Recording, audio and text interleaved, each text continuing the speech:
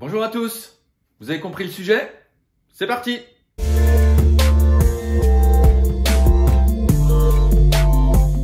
On ne peut plus nier les avantages du travail avec des tablettes en classe. Mais est-ce vraiment essentiel? Est-ce que ça vaut vraiment le coup de s'y mettre? Solide, fiable, autonome, puissante, polyvalente, catalyseur de créativité. Tu vas pas un peu loin là quand même? On est bien loin du gadget au seul effet waouh. Rassurez-vous, leur utilisation s'est bien développée et d'autres ont essuyé les plâtres pour vous. Pour les plus sceptiques, je vous propose d'aller fouiller sur le net sur les sites des collègues qui communiquent sur le potentiel de l'outil, ou alors sur les sites des marques qui mettent en avant les qualités de leurs produits. Dans votre académie, vous avez sûrement des sessions de découverte ou d'initiation organisées par l'Éducation nationale. Regardez dans le descriptif de la vidéo, je vais vous donner quelques pistes. Et puis, empruntez-en une et testez avant de faire le grand saut. Ça m'a l'air assez simple. Alors par contre, la gestion des flottes, ça me semble galère. Il faut les réserver, il faut les charger. Tu peux pas m'aider toi un peu? On va casser les idées reçues. Elles sont fiables, endurantes, polyvalentes, sécurisées, solides. Avec une bonne coque quand même. Et elles peuvent être synchronisées à distance. Avec Jamschool par exemple, effectuez un déploiement des applications.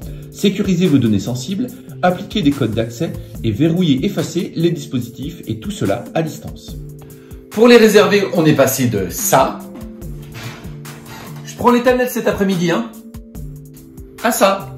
Ah bah alors, je vais réserver des tablettes pour mes 6e. Bah, je vais prendre, allez, ces 4 pochettes.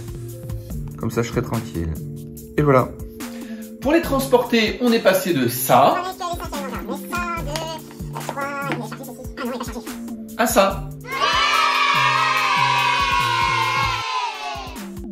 Pour vous donner une liste de petits matériels bien utiles.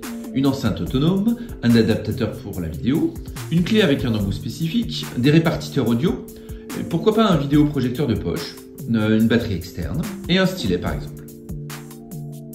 Pour simplifier la gestion du matériel, dans votre classe, limitez le nombre de tablettes au début. Vous pouvez en augmenter le nombre par la suite pour évaluer différemment ou de façon différenciée.